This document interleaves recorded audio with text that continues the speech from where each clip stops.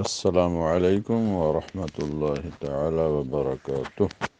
درس سنن ترمذی۔ الحمد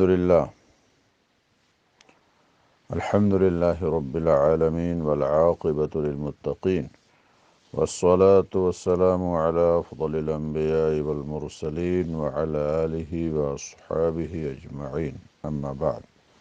بسم اللہ الرحمن الرحیم۔ باب فی النہی عن استقبال القبلہ بغائط او بول۔ حدثنا سعید بن عبد الرحمن المخزومی حدثنا سفیان بن عیینہ عن الزہری عن عطاء بن یزید اللیثی عن ابی ایوب الانصاری رضی اللہ عنہ قال قال رسول اللہ صلی اللہ علیہ وسلم اذا اتیتم الغائط فلا تستقبلوا القبلة بغائط ولا بول ولا تستدبروها ولكن شرقوا أو غربوا۔ قال أبو أيوب فقدمنا الشام فوجدنا مراحيض قد بنيت مستقبل القبلة فننحرف عنها ونستغفر الله۔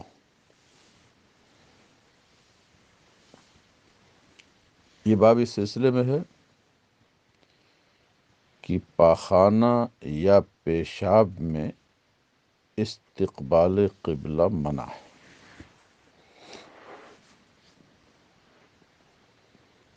یہ نہی تحریمی ہے۔ قبلہ چاہے وہ قبلہ اول ہو یا کعبۃ اللہ شریف ہو، حکم دونوں کو عام ہے۔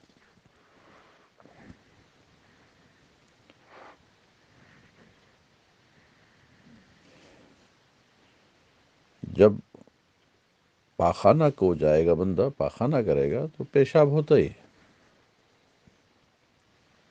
تو غائط میں دونوں ہے یا صرف پیشاب کرنے کے تو بھی۔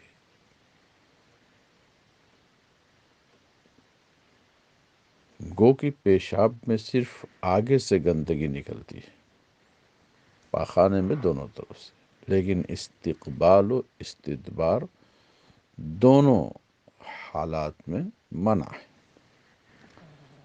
اور وجہ منع ہے تعظیم جہت قبلہ۔ تو گویا کہ عن استقبال القبلہ بنا عن استقبال جہت القبلہ، احترام ملحوظ ہے۔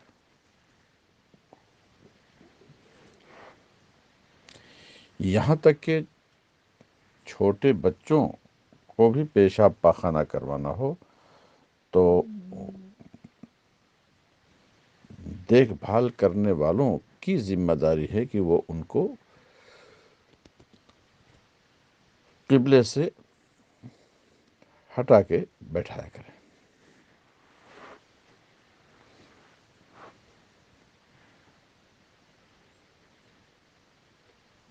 اور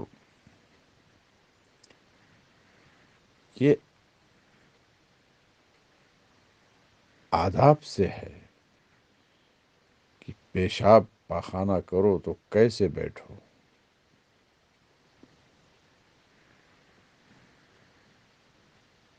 کیفیت کیا ہونی چاہیے۔ سند حدیث سعید بن عبد الرحمن المخزومی اور سفیان بن عیینہ، سفیان نام کے دو تابعی جلیل القدر ہیں محدثین میں۔ ایک سفیان ثوری جن کا ذکر گزر چکا ہے، یہ ہیں سفیان بن عیینہ، دونوں تابعی ہیں۔ بس سفیان ثوری وہ طبقے سابعہ کے ہیں، وہ ذرا پہلے ہیں۔ سفیان بن عیینہ یہ طبقے ثامنہ کے، یہ بعد کے زمانہ میں قریب قریب ہے۔ سفیان بن عیینہ ابن شہاب زہری محمد ابن شہاب زہری سے روایت کرتے ہیں، وہ عطا بن یزید لیثی سے، وہ حضرت ابو ایوب انصاری میزبان مصطفیٰ صلی اللہ علیہ وسلم، آپ کا مزار پر انوار استنبول میں ہے، بحمد تعالی زیارت کا شرف حاصل ہوا۔ نام آپ کا خالد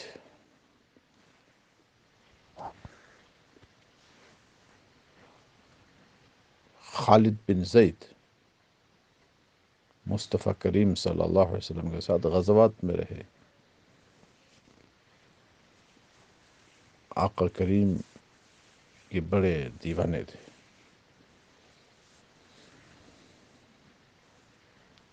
قال قال رسول اللہ صلی اللہ علیہ وسلم، حدیث قولی ہے، رسول اقدس نے ارشاد فرمایا، اذا اتیتم الغائط، جب تم بیت الخلاء آؤ، یعنی پاخانہ کرنے جاؤ، چاہے بیت الخلاء میں جاؤ یا صحرا میں جاؤ، کوئی قید و بند نہیں، تو قبلہ کا یعنی جہت قبلہ کا نہ تو پاخانے کی حالت میں استقبال کرو اور نہ پیشاب کی، اور نہ اس کی طرف پشت کرو، ولا تستدبروها، دونوں منع ہے۔ تو پھر کیسے بیٹھے؟ یہ سوال ہوا، اس کا جواب آگے ہے، ولیکن شرقوا او غربوا، لیکن تم مشرق کی طرف رخ کر کے بیٹھو یا مغرب کی طرف۔ جب مشرق کی طرف رخ کرو گے تو مغرب کی طرف پشت ہو ہی جائے گی، اور مغرب کی طرف رخ کرو گے تو مشرق کی طرف پشت ہے، شرق۔ اب اس پر یہ اشکال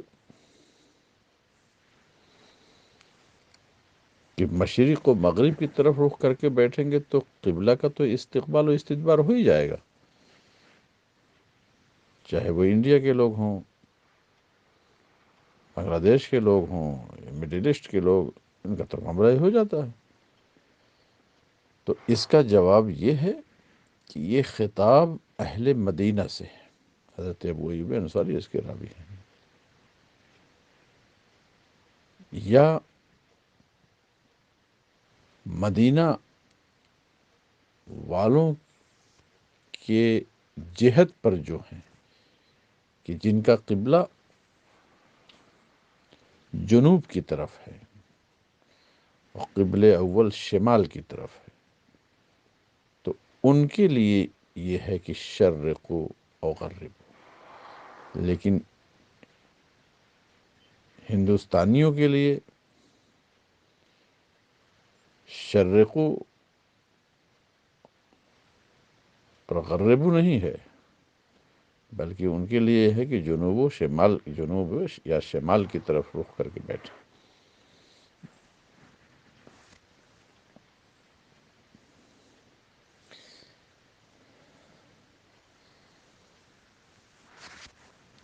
حضرت ابو ایوب انصاری فرماتے ہیں کہ ہم شام آئے تو ہم نے وہاں پاخانے دیکھا کہ بنائے ہوئے تھے استقبال قبلہ ہی کے ساتھ، مستقبل قبلہ، مراحیض، مرحاض کی جمع ہے، پاخانہ، قد بنیت مستقبل القبلہ فننحرف عنها، تو ہم اس سے انحراف کرتے، یعنی جب بیٹھتے تھے تو انہا میں ہا کا مرجع قبلہ، یعنی جہت قبلہ سے تھوڑا مڑ کے ہم بیٹھتے تھے تکلف سے، یا ننحرف عنہا بمانا یعنی عن المراحیض،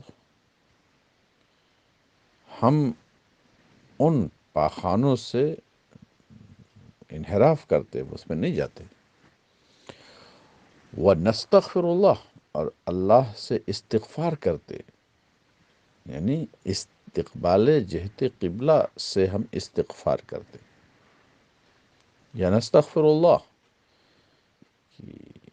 اور گناہ بھی یاد آ جاتے تھے تو دیگر گناہوں سے بھی استغفار کرتے، یا نستغفر اللہ، ہم ان کے لیے دعائے مغفرت کرتے کہ جنہوں نے یہ مستقبل القبلہ پاخانہ بنایا، کہ وہ مسلمان ہوتے ہوئے ایسا بنا دیا،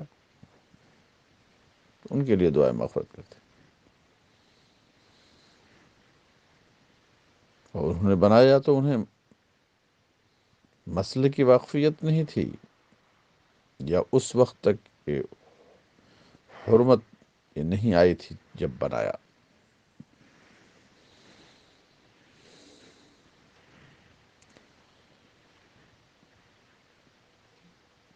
اس باب میں نے بار بار بتایا کہ امام ابو عیسیٰ ترمذی کی عادت ہے کہ دیگر احادیث بھی اس سلسلے کی اجمالاً ذکر کر دیتے ہیں. تو اس کے لیے عنوان لاتے ہیں وفی البابی، یعنی اس سلسلے میں عبداللہ بن حارث، معقل بن ابی حیثم، جنہیں بعض نقاد نے معقل بن ابی معقل کہا، حضرت ابو امامہ باہلی، ابو ہریرہ، عبد الرحمن بن صخر، سہل بن حنیف رضی اللہ عنہم، یہ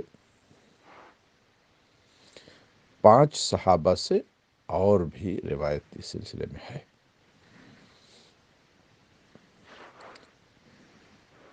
ابو عیسیٰ ترمذی فرماتے ہیں کہ ابو ایوب انصاری کی حدیث احسن شیء فی ھذا الباب دفع دخل مقدر، کہ جب اس سلسلے میں بہت سے صحابہ سے روایت ہیں تو ابو ایوب انصاری ہی کی روایت کو کیوں صراحتاً ذکر کیا اور بقیہ کو ضمناً کیوں؟ تو کہتے ہیں یہ احسن شیء فی ھذا الباب اصح پر گفتگو ہو چکی. حضرت ابو ایوب انصاری یہ کنیت ہے، جن کا نام خالد ابن زید، اور زہری ابن شہاب زہری، ان کا نام محمد بن مسلم بن عبید اللہ بن شہاب زہری، ان کی کنیت ابو بکر.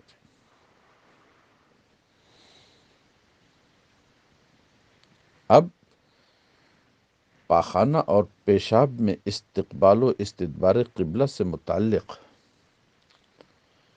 4 مذاہب مشہور ہیں. امام مالک اور شافعی کا مذہب یہ ہے کہ صحرا میں اگر بندہ میدان میں پیشاب یا پاخانے کے لیے بیٹھتا ہے تو استقبال و استدبار قبلہ منع ہے، لیکن اگر بیت الخلاء میں بیٹھتا ہے تو یہ منع نہیں ہے. یہی ایک روایت امام احمد بن حنبل کی بھی ہے. اور دوسرا مذہب ہم حنفیوں کا ہے کہ استقبال و استدبار قبلہ نہ صحرا میں جائز ہے نہ عمارت میں، اس لیے کہ حدیث پاک مطلق ہے، یجری علی اطلاق ہے. یہی روایت امام احمد بن حنبل کی بھی ہے. ایک اور جہت قبلہ کا احترام بھی اس بات کا متقاضی ہے کہ صحرا اور بنیان کی قید نہ لگائی جائے. شواف حضرات کا یہ علت بیان کرنا کہ صحرا میں چونکہ جہت قبلہ کا استقبال و استدبار ہوتا ہے، اور بنیان میں عمارت میں چونکہ دیواریں حائل ہوتی ہیں تو وہ بات نہیں رہتی ہے. تو اس کا جواب یہ ہے کہ بھئی قبلہ اور اس قضاء حاجت کرنے والے کے بیچ میں صحرا میں بھی اگر وہ کرتا ہے تو بھی کعبہ کے درمیان اور اس کے درمیان بہت ساری ملک، بہت ساری شہر، بہت ساری مکانوں کی دیواریں، درخت، پہاڑ بہت سارے حائل ہوتے ہیں. حائل تو رہتے ہی، یہ وجہ بتانا کوئی خاص نہیں ہے.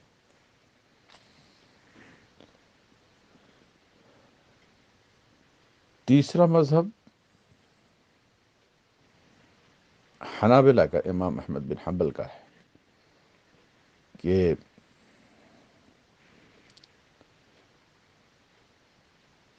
وہ میدان ہو یا عمارت ہو، دونوں کا حکم یہ ہے کہ استقبال منع ہے، استدبار منع نہیں. کہتے ہیں کہ استدبار میں اس لیے کہ پاخانہ نیچے گرتا اور پیشاب آگے جاتا ہے، اس لیے۔ اور چوتھا مذہب داؤد ظاہری کا ہے کہ مطلقاً درست ہے، جائز ہے، استقبال و استدبار پیشاب پاخانے میں مطلقاً درست ہے۔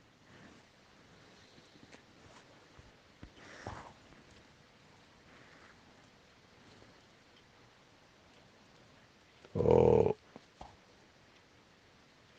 ابو ولید مکی فرماتے ہیں کہ ابو عبداللہ شافعی محمد بن ادریس شافعی کا ارشاد یہ ہے کہ رسول اقدس صلی اللہ علیہ وسلم کی اس ارشاد لا تستقبل القبلہ بغائط ولا بول ولا تستدبروها، اس حدیث پاک کا معنی یہ ہے کہ انما ھذا فی الفیافی، فیفا کی جمع، فیفا بمعنی صحرا، میدان، یہ حکم میدان میں ہے۔ اما فی الکنف، کنیف کی جمع کنف یعنی بیت الخلاء، مرحاض، لیکن کنف میں وہ جو بنائے گئے ہیں اس کے لیے رخصت ہے اس میں کہ اس میں استقبال کر سکتا ہے، دیواریں حائل ہوتی ہیں۔ ایسے ہی امام اسحاق بن راہوی نے بھی کہا ہے، اور امام احمد بن حنبل کا موقف یہ ہے کہ رخصت مصطفیٰ کریم صلی اللہ علیہ وسلم سے استدبار قبلہ میں پخانے اور پیشاب کے لیے استدبار میں رخصت ہے، کر سکتا ہے کہ وہ سب نیچے گرتا ہے، لیکن استقبال قبلہ تو فلا یستقبلہ، استقبال قبلہ نہ کرے، گویا کہ وہ صحرا ہو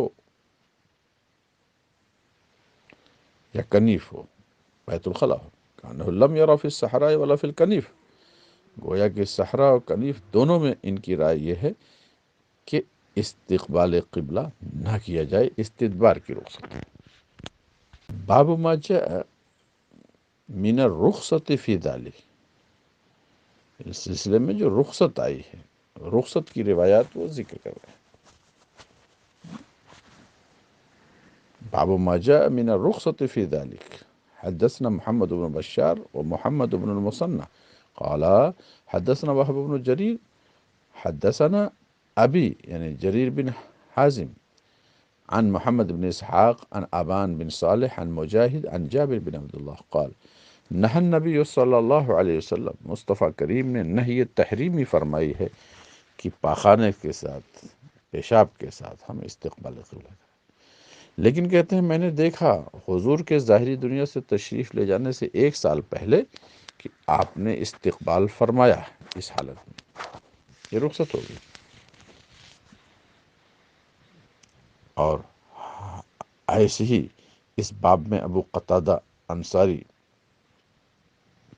سے بھی روایت ہے، ام المومنین صدیقہ سے، حضرت عمار بن یاسر سے، لیکن ابو عیسیٰ محمد بن عیسیٰ بن ثورہ ترمذی فرماتے ہیں حضرت جابر کی حدیث اس باب میں حدیث حسن غریب ہے۔ ہم نے گزشتہ بتایا کہ غریب ہونا راوی کا تفرد یا حسن اور صحت کے منافی نہیں۔ اس حدیث کی روایت ابن لہیع عبداللہ ابن لہیع نے بھی حضرت ابو زبیر مکی سے کیا، اور وہ حضرت جابر سے، وہ ابو قتادہ سے، کہ حضرت ابو قتادہ نے مصطفیٰ کریم صلی اللہ علیہ وسلم کو دیکھا کہ استقبال قبلہ پیشاب کی حالت میں فرمایا۔ یعنی اس کی خبر ہمیں قتیبہ نے دیا، کہا ہم کو خبر دیا ابن لہیع نے، عبداللہ بن لہیع۔ اور حضرت جابر کی جو حدیث نبی کریم سے ہے وہ ابن لہیع کی حدیث سے زیادہ صحیح ہے، گو کہ ابن لہیع حنفیوں کے ہاں یہ قابل استناد ہیں، صدوق ہیں، لیکن کہتے ہیں اہل حدیث، علماء حدیث کے یہاں ابن لہیع ضعیف ہے۔ یحییٰ بن سعید قطان، یہ دیکھیے محدثین نقاد میں سے ہیں، انہوں نے تضعیف کی ہے، ان کے علاوہ لوگوں نے بھی۔ تو ایک تو معاملہ یہی ہو گیا کہ رخصت والی جو روایت ہے وہ خود کمزور ہے، اس لیے عمل اس پر ہوگا جو منع ہے۔ دوسری وجہ یہ ہے کہ یہ حدیث فعلی ہے اور نہیں والی حدیث قولی ہے۔ تعارض ایسے ہوتا ہے قول و فعل میں تو قول کو ترجیح ہوتی ہے۔ تیسرا جواب یہ ہے کہ ہو سکتا ہے یہ رخصت والا جو معاملہ ہے یہ نہیں سے پہلے کا ہو۔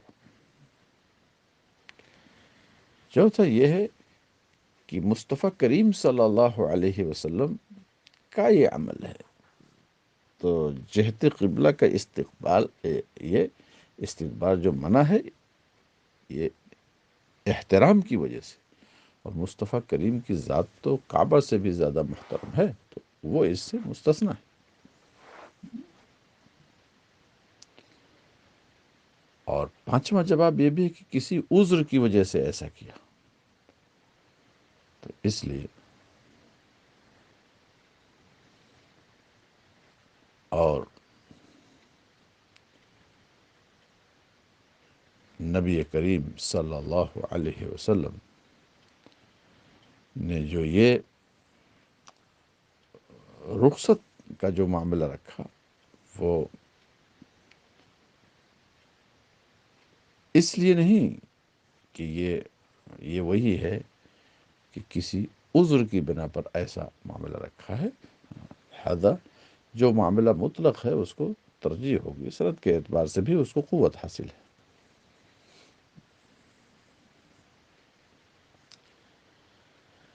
حدثنا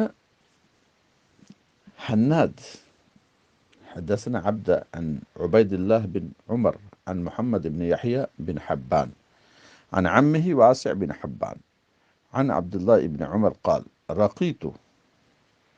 رقیتو بمانا چڑھنا، کہتے ہیں ایک دن میں اپنی بہن حفصہ کے گھر پہ کسی ضرورت سے گئے، تو کہتے ہیں میں نے دیکھا نبی کریم صلی اللہ علیہ وسلم رفع حاجت فرما رہے تھے شام کی طرف استقبال کر کے، تو مستقبل الشام اور مستدبر الکعبہ، استدبار کعبہ تھا۔ بعض لوگوں نے یہ بھی جواب دیا ہے کہ وہ ایک اچٹتی نگاہ پڑ کے ایسے موقع پر آدمی دیکھتا نہیں ہے زیادہ، تو اس لیے وہ ایک وہم راوی بھی ہو سکتا ہے اس دیکھنے کے لیے کہ ایسے موقع پر آدمی ٹک ٹکی بات کے نہیں دیکھتا، یا ان کو وہ چھت پہ چڑھے تھے تو کبھی آدمی کو ایسے موقع پر اشتباہ بھی ہو جاتا ہے کہ چہرہ کدھر ہے کدھر نہیں۔ فرماتے ہیں یہ حدیث حسن صحیح ہے۔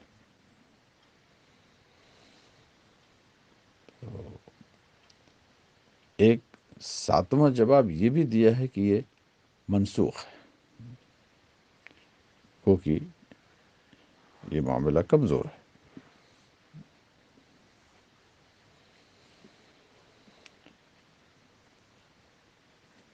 بہرحال آداب سے یہ ہے کہ اس کا احترام، ہاں لوگوں کو چاہیے کہ بیت الخلاء میں بھی پاخانے کی پیالی رکھنے میں احتیاط کریں۔ گو کہ شفافے کے ہاں یہ درست ہے، مالکیہ کے ہاں درست ہے، لیکن بھی اگر استقبال قبلہ اور استدبار قبلہ نہ رہے تو اس میں کسی کو کوئی کلام نہیں ہے، تو ایسے پہلو پر عمل کیا جائے کہ تمام ائمہ کے یہاں وہ قابل عمل ہو اور احتیاط بھی اسی میں ہے۔ وصلی اللہ تعالی علی النبی الکریم وعلی آلہ واصحابہ واہل بیتہ اجمعین۔